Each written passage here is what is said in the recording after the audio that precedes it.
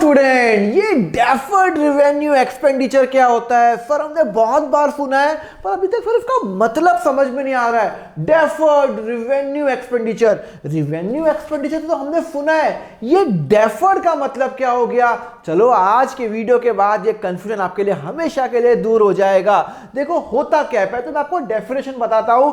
Deferred revenue expenditure are those expenditure which are incurred in the current accounting period but the benefit will be there over several accounting period. मतलब वो खर्चे जो मैं इस साल करता हूं जिसका बेनिफिट मुझे अगले 10, 5, 6, 4, 5 साल तक आएगा।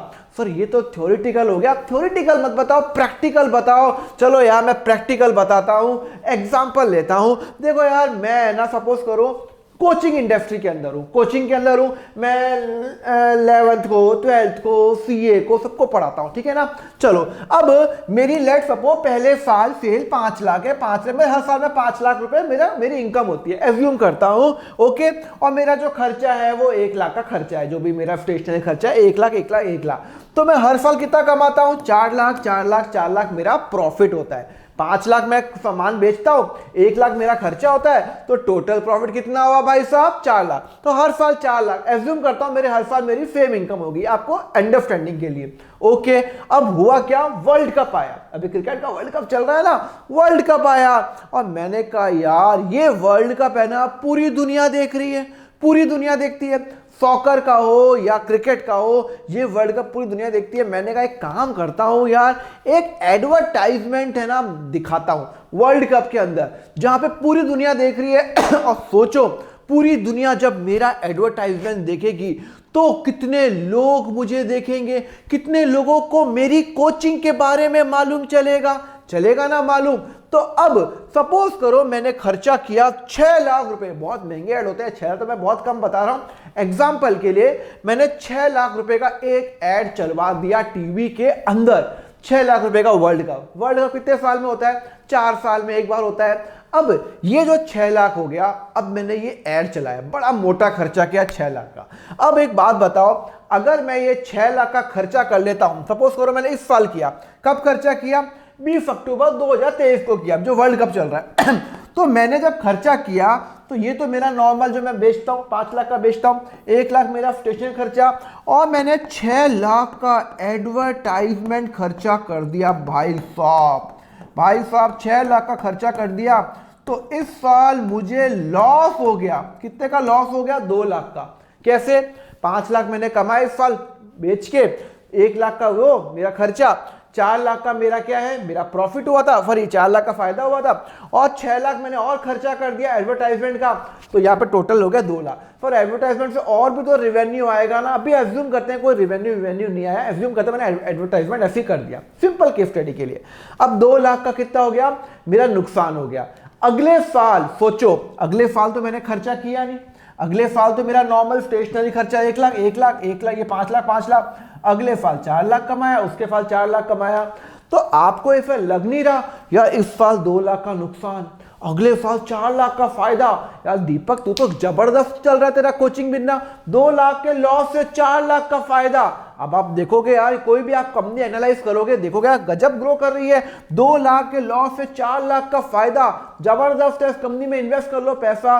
पर नहीं, उन्होंने एक वन टाइम एक्सपेंस 6 लाख का किया था, उसकी वजह से उनका ये जो प्रॉफिट है ना बहुत सिग्निफिकेंटली कम हो गया। 4 लाख से प्रॉफिट से 6 लाख माइनस करके 2 लाख का नुकसान हो गया, जो कि टेक्निकली गलत है। पर क्यों गलत है? एडवर्टाइजमेंट तो रिवेन्यू एक्सपेंडिचर है। अगर मैं कहीं पे भी एडवर्टाइज करता हूं तो आपने कंसेप्ट बताया था कि ये रिवेन्यू एक्सपेंडिचर है, इसका बेनिफिट तो फिर आप उसको बेच तो सकते नहीं हो। मैंने आज टीवी में ऐड लगा दिया 6 लाख का, खत्म, उसका बेनिफिट टाटा बाय बाय खत्म। उसको मैं फिर बेच सकता हूं क्या? नहीं। मैंने कोई लैपटॉप खरीदा, लैपटॉप पे मैं साल 2 साल बाद बेच सकता हूं। मैंने कोई मशीन खरीदी, मैं उसको बेच सकता हूं। एडवर्टाइजमेंट आ गया, लग गया, खत्म, उसको बेच सकता हूं क्या? तो फिर ये तो मेरा प्योर रिवेन्यू खर्चा है ना।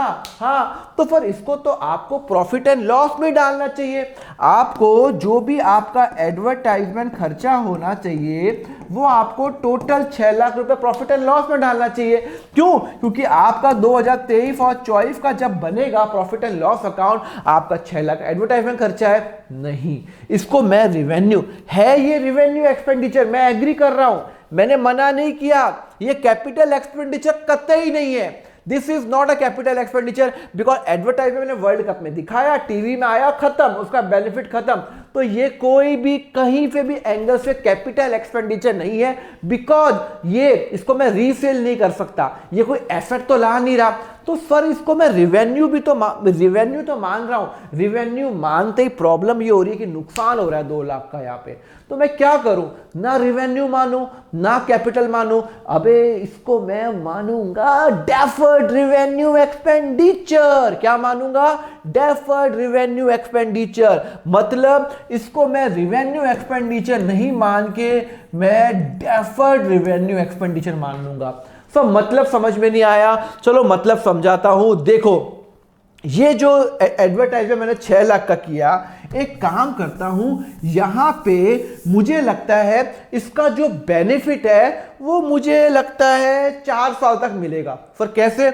एडवर्टाइजमेंट का बेनिफिट तो आपको इमीडिएट मिल जाना चाहिए नहीं।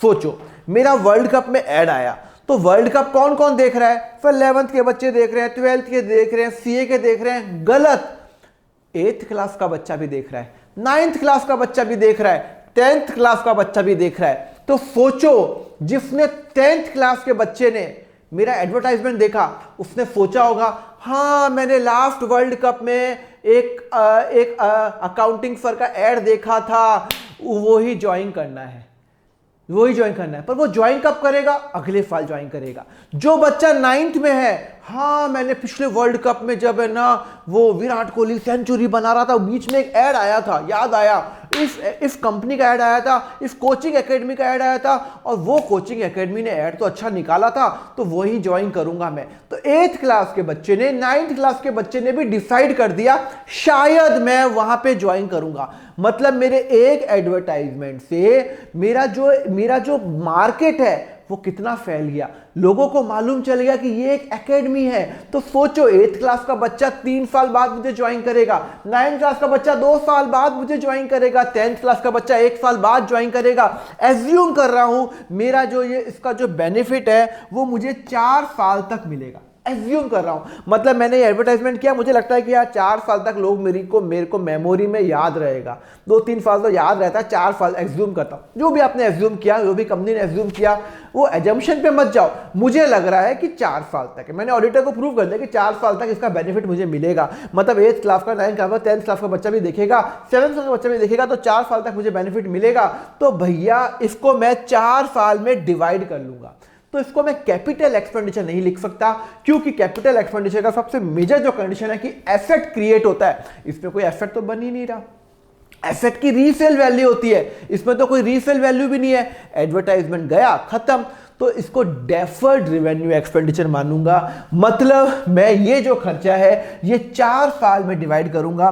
पहले साल में एडवर्टाइजमेंट जो खर्चा दिखाऊंगा मेरा कितना है, 6 लाख खर्चा है। तो जो 6 लाख का जो खर्चा है इसको मैं 4 साल में डिवाइड करूंगा।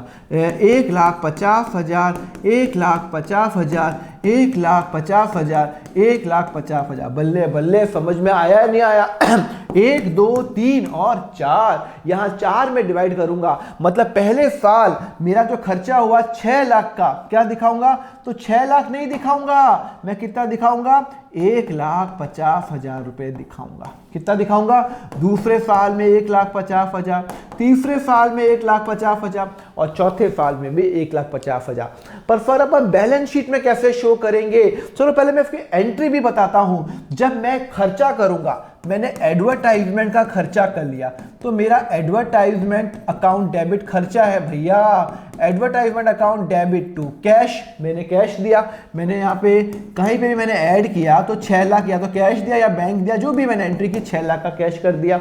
अब मैं क्या करूंगा, मैं एक और एंट्री करूंगा। ये मैंने एंट्री कब की? 20 अक्टूबर को की, जब मैंने वो किया। 31 मार्च 2024 को मैं क्या करूंगा, मेरा इस साल का खर्चा 6 लाख नहीं मानूंगा।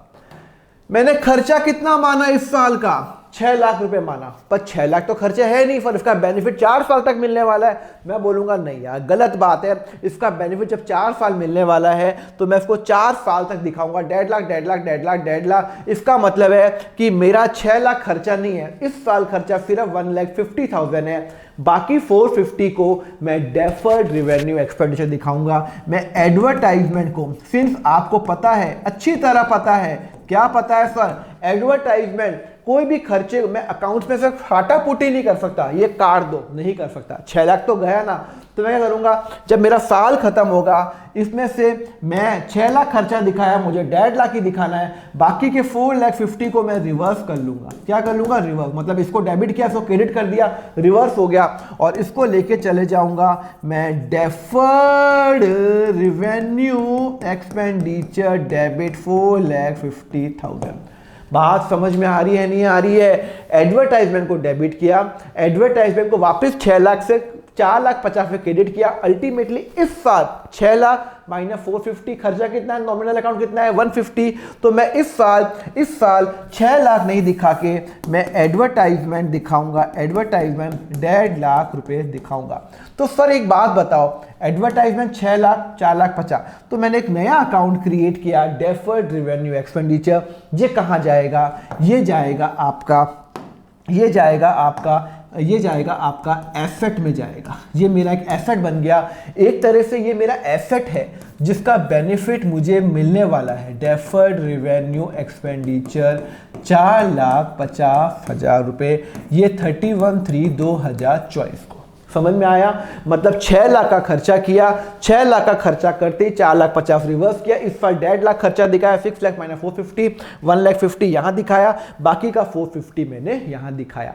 अगले साल भी मेरा एडवर्टाइजमेंट 2024-25 31/3/2025 को मेरा जो डेफर्ड रिवेन्यू एक्सपेंडिचर था, ओपनिंग था 4,50,000, उसमें से 1,50,000 में ट्रांसफर करूंगा, 3 लाख रुपए दिखाऊंगा, और ये 1,50,000 मैं यहां पे दिखाऊंगा। हर साल मैं 1.5 लाख रुपए दिखाऊंगा। नेक्स्ट ईयर फिर मैं 1.5 लाख एडवर्टाइजमेंट दिखाऊंगा, और यहां पे डेफर्ड रिवेन्यू एक्सपेंडिचर ओपनिंग था 3 लाख माइनस 1,50,000 और 1,50,000, और चौथे साल 31/3/2000, ये कब का था, 26, ठीक है ना, और 31/3/2027 को डेफर्ड रिवेन्यू एक्सपेंडिचर 1,50,000 ओपनिंग था, 1,50,000 लेस 1,50,000 करूंगा, 0 हो गया, और यहां पे 1,50,000 हो गया टू एडवर्टाइजमेंट। समझ में आया? मतलब मैंने हर साल 1,50,000 1,50,000 1,50,000 1,50,000 दिखा दिया, 4 साल दिखा दिया। इससे फायदा क्या हो गया कि मेरा जो प्रॉफिट का जो फिगर है ना, देखो ना, सेम आ रहा है, क्योंकि मैंने जब मेहनत सेम की है तो देखो सेम आना चाहिए। अब यहाँ पे अगर मेरा प्रॉफिट बढ़ेगा तो मेरे रेवेन्यू के और एक्सपेंस के कारण बढ़ना चाहिए, ना कि एडवर्टाइजमेंट से कम और नीचे होना चाहिए। बात समझ में आई? तो ये मैंने कैपिटल एक्सपेंडिचर इसलिए नहीं माना बिकॉज एसेट क्रिएट तो हो नहीं रहा। लैंड है, एसेट क्रिएट हो रहा है, बिल्डिंग है, एसेट बन रहा है, लैपटॉप है, दिखता है एसेट बन रहा है, पर इससे कोई एसेट नहीं बन रहा। इसको मैं रीसेल भी नहीं कर सकता बेचारे को, तो मैं इसको दिखाऊंगा, इसको मैं डेफर्ड रिवेन्यू एक्सपेंडिचर में दिखाऊंगा। क्लियर है? और हर साल इसको 6 लाख को मैं कम करूंगा, 4,50,000, 3 लाख, 1.5 लाख, ये 1.5 लाख, और ये आपका 0 हो जाएगा, ये आपका 0 हो जाएगा। कम से समझ में आया? अच्छा लगा, लेक्चर सब्सक्राइब करो ना। आपका एक सब्सक्रिप्शन आप क्लिक करते हो, लाइक करते हो, यूट्यूब को मालूम चलता है अच्छा लेक्चर है, और लोगों को दिखाता है, मुझे भी मोटिवेशन मिलता है, मैं और लेक्चर लाता रहूंगा। तो you do subscribe for such an awesome lecture, and like जरूर कर दो यार, एक लाइक आप करोगे मेरे को मोटिवेशन मिलता है। एंड व्हाट्सएप ग्रुप ज्वाइन करो, टेलीग्राम चैनल ज्वाइन करो, अकाउंट ऐप डाउनलोड करो, एंड सब्सक्राइब तो आप कर ही लोगे अगर आपको अच्छा लगा। Thank you very much. Have a very nice day. Take care.